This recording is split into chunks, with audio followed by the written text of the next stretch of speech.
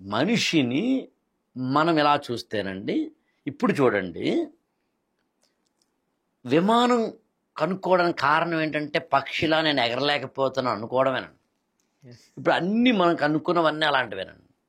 అందు నేను ఏమంటే నమ్ముతానంటే, నువ్వు మనిషిగా పుడితే ఏదో ఒకటి సాధించబ్బా. అత్తగారు కోడలను, కోడలు అత్తగారిని సాధించే సాధింపు కాదు. You have to achieve something. Correct. Accomplishment ఉండాలి. కరెక్ట్. నువ్వు ఎందుకు పుట్టావో తెలుసుకో. కరెక్ట్. ఏదో ఒకటి చెయ్యి. కరెక్ట్.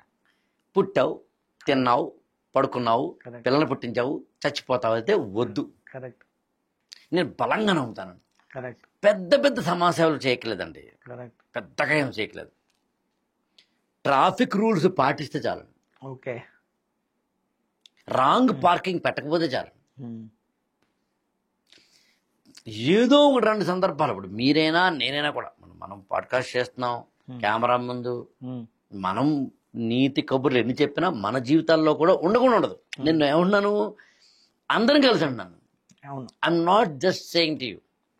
చాలా మంది అంటే ఇప్పుడు ఇలాంటి పాడ్కాస్ట్లు మీరు ఎవరి కోసం చెప్తారు సార్ అని అంటారు. నేను ఎవరి కోసం చెప్పను, నిజానికి నా కోసం చెప్పుకుంటాను. Okay. I want to change my self. Transform అవ్వటం కోసం, ఎగ్జాక్ట్, మనకి మనం ట్రాన్స్ఫార్మ్ అవ్వటం కోసం, పర్సనల్ ఇంటర్చేంజెస్. ఎస్. సో అందుకని లైఫ్ అనే దాన్ని బేసికల్గా నేను మనిషిగా పుట్టాను, మనిషిగా ఎదగాలి, మనిషిగా ప్రవర్తించాలి అనుకున్నంత కాలం గొప్ప మానవీయ సమాజం ఉంటుందండి. దానికే మనం మానవత్వం లాంటి పెద్ద పెద్ద పదాలు పెట్టాం. నేను ఇంకో క్వశ్చన్ అడుగుతాను మిమ్మల్ని అండి. మీరు నన్ను ఫస్ట్ క్వశ్చన్ అడిగారు, మీరు ఇంకా ఏం సాధించాలనుకుంటున్నారు. నేను మిమ్మల్ని అడుగుతాను, అసలు మీరు what exactly you want to achieve and లైఫ్లో, వాట్ ఈజ్ ఎగ్జాక్ట్లీ అంటే ఇంతవరకు ఎలా ఉన్నా రాబోయే రోజుల్లో. నేను అంటే ఏమనుకుంటున్నానంటే, అంటే మీరు అన్నారు ఇంతకుముందు పుట్టుకకి ఒక కారణం ఉండాలి. సో అలాగే ఎందుకు పుడుతున్నామో ఎందుకు చస్తున్నామో నిజానికి తెలియదు ఎవరికి. సో నేనేమనుకుంటానంటే, పుట్టుకకు మీరు అన్నట్టు ఒక కారణాన్ని సృష్టించుకొని నేను ఇందుకోసమే పుట్టాను అని గర్వంగా చెప్పుకునే దిశగా ఒక కార్యాచరణ ఇప్పుడే వేసుకొని ఆ కార్యాచరణ, ఆ లక్ష్యాల దిశగా ప్రయాణం చేద్దాం అనుకుంటున్నాను. అంటే ఆల్రెడీ అనుకున్నారండి, ట్రై అదే పలానా డెస్టినేషన్ అనుకున్నారా? అనుకుంటున్నాను. అంటే ఇప్పుడిప్పుడే కొన్ని అంటే కొంత సోషల్ సర్వీస్ చేస్తుంటే నాకు ఒక సాటిస్ఫాక్షన్ ఉంటుంది. అంటే ఫర్ ఎగ్జాంపుల్ నేను ఒక బ్లైండ్ స్కూల్కి వెళ్ళాను, అనాథాశ్రమాలకు వెళ్ళాను. అక్కడ వాళ్ళని చూస్తే అనిపించింది, అంటే ప్రతి ఒక్కరి జీవితము అంత బిజీ లైఫ్ కదా, అందరూ బిజీ ఉంటారు, వాళ్ళ సమయం వాళ్ళకే సరిపోదు, రోజులు ఇవి ఎవరి సమయం వాళ్ళకి సరిపోదు. సో మనం వాళ్ళ అంటే అలాంటి అభాగ్యుల గురించి ఆలోచించే వాళ్ళు చాలా తక్కువగా ఉన్నారు అనిపించింది నాకు. నేను వెళ్ళి ఎక్స్పీరియన్స్ అయినప్పుడు ఒక స్కూల్లో ఫర్ ఎగ్జాంపుల్ ఒకే డ్రెస్ ఆ పిల్లవాడికి, ఆ డ్రెస్ స్కూల్ నుండి వచ్చాక మళ్ళీ ఈవినింగ్ వాష్ చేసుకొని మళ్ళీ నైట్ ఆరబెట్టి తెల్లవారి అదే డ్రెస్ వేసుకొని వెళ్ళాలి. అంటే మనము చూడండి, టైం లేక ఇచ్చేవాళ్ళు ఉండొచ్చు, చాలా మంది ఉన్నారు, తెలిస్తే ఇస్తారు వెళ్ళి. కానీ మనం తెలుసుకోవాలి కదా, మరి ఎలా తెలుసుకోవాలి? మనం వెళ్తే కదా మనకు తెలిసేది. అప్పుడప్పుడు మన సమయంలో వాళ్ళ కోసం కొంత సమయం కేటాయించి వెళ్ళి చూసి వాళ్ళ అవసరాలు ఏంటో తెలుసుకొని మన బాధ్యతగా కొంత చేస్తే బాగుంటుంది అనిపిస్తుంది.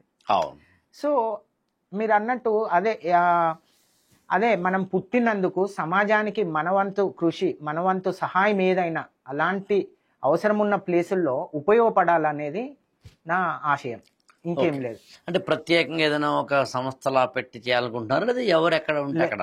లేదు, ఏం సంస్థలాగా ఏం లేదు.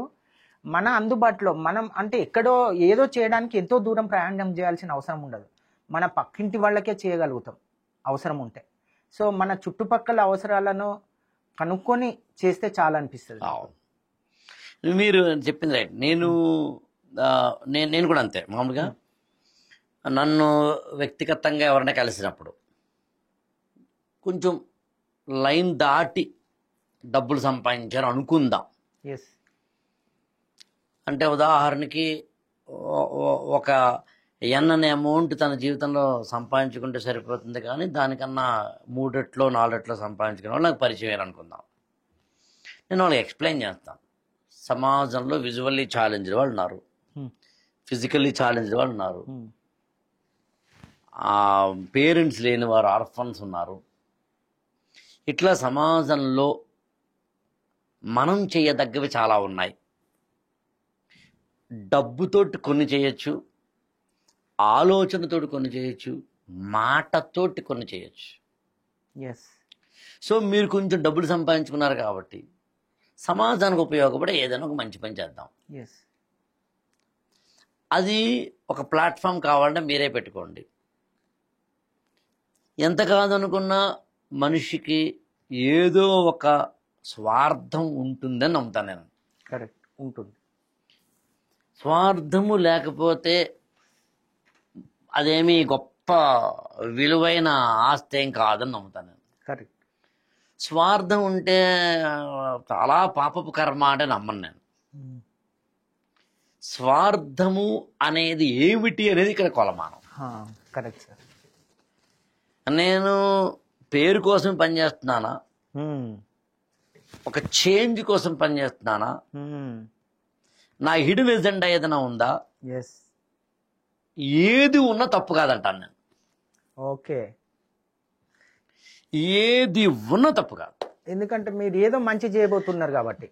స్వార్థం, ఒక మంచి చేయడానికి స్వార్థం ఏది ఉన్నా పర్వాలేదు, తప్పే ఉంది. అది పేరు కోసమే కావచ్చు, మార్పు కోసం కావచ్చు, మన తృప్తి కోసం కావచ్చు.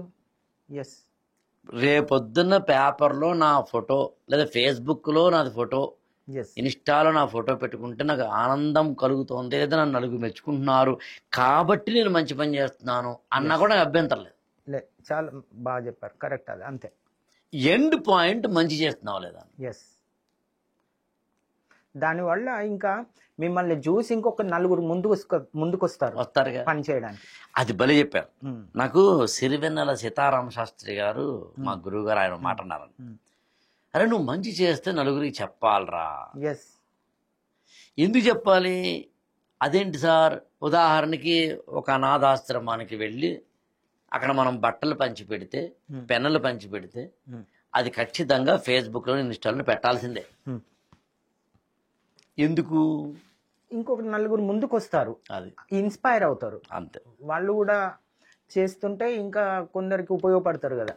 బొంబాయికి రాను అనే పాట ఒక ఆవిడ డాన్స్ చేసినప్పుడు, ఓకేనా, ఒక పనికి మాలిన చపాతీ వేసి నేను ఎలా వేశాను అని ఒక వీడియో పెట్టినప్పుడు, నా ఒక ముష్టి ముదనష్టపు ఇంటిని చూపిస్తాను రెండని హోమ్ టూర్ పెట్టినప్పుడు, ఇలాంటి చెత్తంతా పెట్టే వాళ్ళలాగా నువ్వు కూడా సమానంగా ఒక మంచిని ప్లాట్ఫామ్స్ లో పెట్టాలి, నలుగురికి చెప్పాలి. రమేష్ గారు వెళ్ళి ఒక అనాథాశ్రమానికి దేనికో ఇచ్చినప్పుడు యూ షుడ్ అనౌన్స్ దట్ నేను ఇచ్చాను. మిమ్మల్ని చూసి స్నేహితులు కావచ్చు, రిలేటివ్స్ కావచ్చు, అన్నోన్ పర్సన్స్ కావచ్చు, వాళ్ళకి ఇన్స్పిరేషన్ కలుగుతుంది కదా. అందుకు నేను ఎప్పుడూ కూడా మంచి చెయ్యడానికి నీకు ఏ స్వార్థమో నాకు అనవసరం.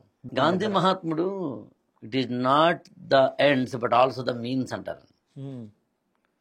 అంటే లక్ష్యం ఏమిటి అనే దాన్ని మాత్రమే కాదు, how do you reach that one. అది నిజానికి ఏ పాయింట్లోనంటేనండి, ఎవరైతే ఎలాగైనా లక్ష్యాన్ని చేరుకోవాలి అని తప్పటడుగులు వేస్తాడో వాడు లక్ష్యం దాకా వెళ్ళిన తర్వాత కూడా తప్పటడుగులు వేస్తాడు. కాబట్టి వాడి వల్ల నష్టమే ఎక్కువ అన్నది పాయింట్. అంటే అధికారంలోకి ఎమ్మెల్యే గారు ఒక అతను ఎమ్మెల్యే అవ్వాలనుకున్నాడంటే 200 కోట్ల రూపాయలు ఖర్చు పెట్టైనా సరే నేను ఎమ్మెల్యే అవుతాను అన్నాడంటే మళ్ళీ 200 కోట్లు ఎలా సంపాదించాలనే ఉద్దేశంతో 5 ఏళ్ళు కూర్చుంటాడు దాని మీద. అందుకు మీన్స్ ఇంపార్టెంట్ అన్నారని. ఒక డాక్టర్ చదివేటప్పుడు 10 కోట్లు 5 కోట్లు 6 కోట్లు ఖర్చు పెడితే ఒక 10 ఏళ్ల పాటు సూపర్ స్పెషాలిటీ అయ్యేసరికి ఆ 6 కోట్లు జీవితంలో మళ్ళీ తిరిగి సంపాదించడం కోసం తప్పటడుగులు వేయవచ్చు.